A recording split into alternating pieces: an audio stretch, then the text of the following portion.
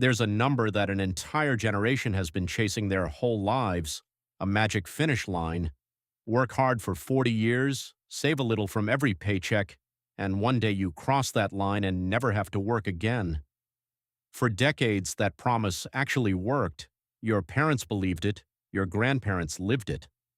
But here's the uncomfortable truth nobody wants to say out loud. The math behind retirement quietly broke, and almost nobody noticed the exact moment it happened. The rules everyone is still following were written for a world that no longer exists. My name is Marcos, and I've spent years obsessing over the gap between what people are told about money and what the numbers actually say when you sit down and run them. Most financial advice still operates on assumptions from the 1980s, repeated so often that nobody questions them anymore. They were true once.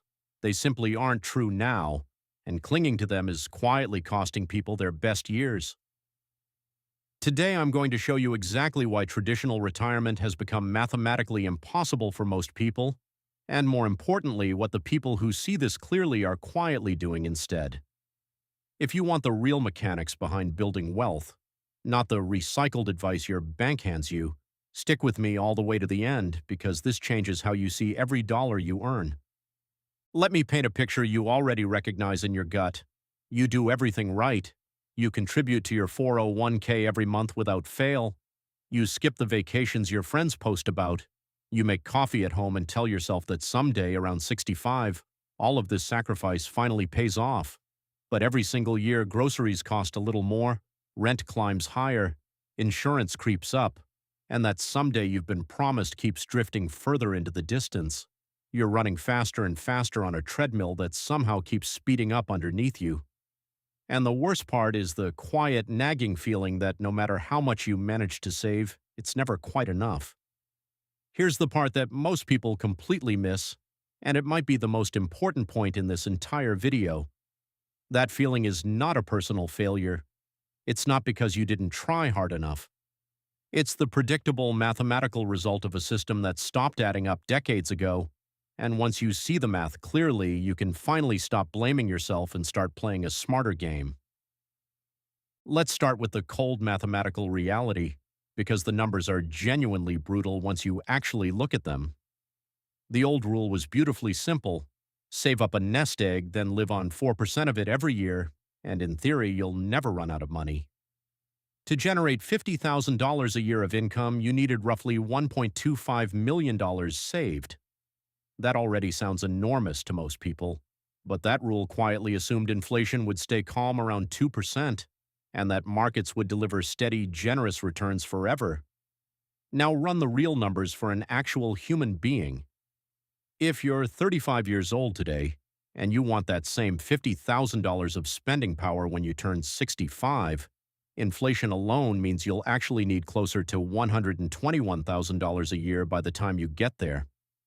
The nest egg required doesn't just grow, it explodes to over $3 million. Let that genuinely sink in for a second. The finish line didn't just move a little, it nearly tripled while you weren't looking. And think about what that actually demands of you month to month. To build a $3 million nest egg in 30 years, even with decent market returns, you'd need to invest somewhere around $1,500 every single month, without fail, for 3 straight decades. For most working families, that number is simply impossible. It's more than rent, it's more than childcare, it's a fantasy dressed up as a financial plan. And yet, this is the exact target that traditional advice still quietly assumes you can hit. Here's something that might genuinely blow your mind.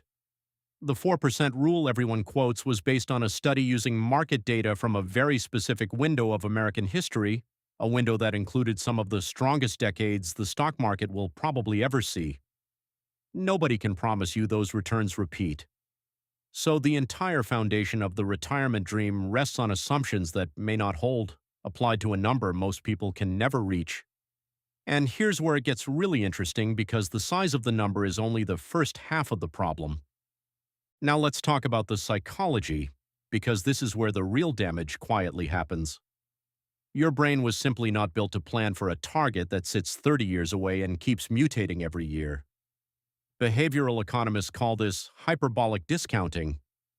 We dramatically undervalue rewards in the distant future, which is exactly why saving feels like punishment today and spending feels like sweet relief. So most people respond emotionally in one of two ways. Some give up entirely and quietly decide they'll just work until the day they die. Others convince themselves that a tiny monthly contribution will somehow magically snowball into millions without much effort. Both groups are reacting to a number their brain flatly refuses to take seriously. Think about how strange that really is. We will obsess over a $10 difference on a dinner bill tonight, yet feel almost nothing about a $3 million gap waiting for us in 30 years. That isn't stupidity, it's simply how human wiring works, and the financial industry quietly counts on it. But here's where most people mess this up, and I see it constantly. They treat retirement as one enormous mountain to climb at the very end of life, when the actual math demands something completely different. The old model assumed you'd spend 40 years building a pile, then 20 years slowly drawing it down. But people are living much longer now. That drawdown phase can easily stretch to 30 or even 35 years. You're essentially being asked to fund a second adulthood using only the leftover savings from your first one, and nobody warned you that the rules changed midway through the game. Now you might be thinking, fine, Marcos, I'll just invest more aggressively and let the stock market do the heavy lifting for me. And while there's absolutely some truth to that, the real answer is much simpler and far more powerful than picking better funds. The counterintuitive truth is this: the goal was never actually to stop working. The goal was always to stop needing to work. Those two things are not the same, and understanding the difference will change your entire strategy from this day forward. Picture two people standing side by side. The first one spends 40 long years grinding toward a single distant day when the paychecks finally stop and the spending begins. He is completely, totally dependent on one giant pile of money lasting longer than he does, praying the market doesn't crash at the wrong moment. The second person does something radically different. He builds streams of income along the way, assets that pay him whether he shows up to work or not. By the time he's 50, he isn't desperately waiting for permission to live.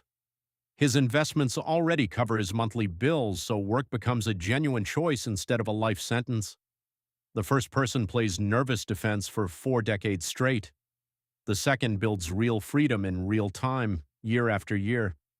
This is the part nobody in the finance industry will tell you, because the entire business is built on selling you the giant pile, not the freedom underneath it.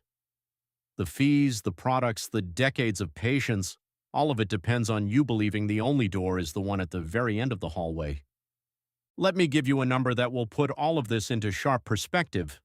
Imagine two people who both save exactly $500 a month, same discipline, same sacrifice.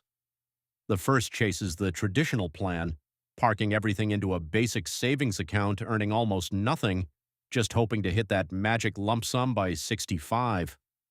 After 30 full years, he has set aside $180,000 of his own hard-earned money, and with that weak, barely there growth, he lands painfully short of anything close to what he actually needs. The second person invests that exact same $500 into assets that compound and generate income over time. At a steady, historically reasonable annual return of around 9%, that same $500 a month grows to roughly $912,000 over those same 30 years, same monthly sacrifice, same paycheck. The difference was never effort. The difference is entirely whether your money was sitting still or working just as hard as you do every single day. And here's where the math starts getting genuinely exciting. Most of that $900,000 isn't even the money he put in. He personally contributed only $180,000. The other $730,000 was created out of thin air by compounding while he was sleeping, working, and living his life. That is the exact engine the old retirement model buries and ignores until it's almost too late to actually use it. And the cruel irony is that time is the one ingredient compounding needs most, and it's the one thing the traditional plan wastes.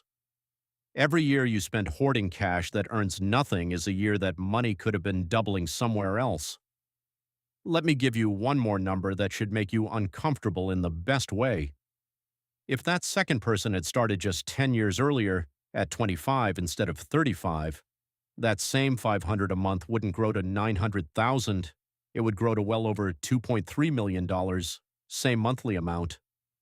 The only difference was starting a decade sooner.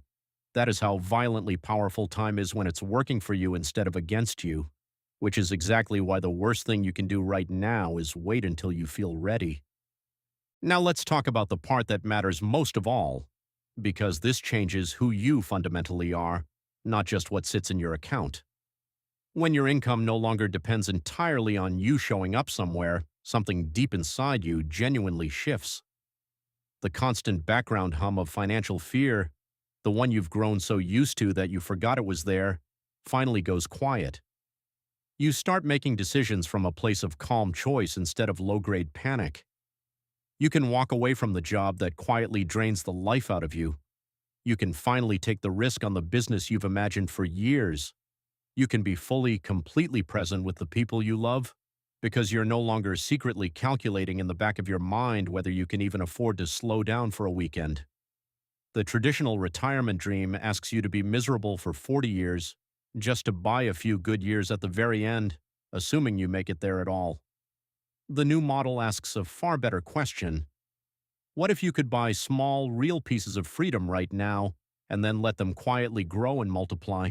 You stop being someone who is endlessly waiting to live, and you slowly become someone who is already free, just a little more so each passing year. That identity, that quiet confidence, is worth infinitely more than any single number printed on a statement. And the people who reach it almost never describe the money first. They describe the feeling. The morning they realized they didn't have to set an alarm. The first time they said no to a project they hated without their stomach dropping. The dinner where they stopped silently doing math under the table while their kids talked. That is the real return on freedom, and no retirement calculator has a box for it. So let's come back to that magic finish line, the one an entire generation is still exhausting themselves chasing. The hard truth is that the line, exactly as it was originally drawn for our parents, has quietly moved out of reach for most ordinary people. But honestly, that was never the real prize in the first place. Retirement in the old traditional sense is mathematically over, and pretending otherwise only keeps you running on that treadmill. But financial freedom, the day your assets quietly and reliably cover the cost of your life, is actually more achievable today than ever before for the people who truly understand the shift. Start small, start right now, and focus on building real income instead of just nervously hoarding savings in an account that loses to inflation. Because the person you become while building genuine freedom is far more valuable than the person who spends decades waiting for permission to finally exhale. If this changed how you see your money, watch the next video to understand the dollar, and remember, the era of waiting until 65 is over. The era of building freedom on your own timeline is just beginning, and the best possible day to start was years ago. The second best day is today.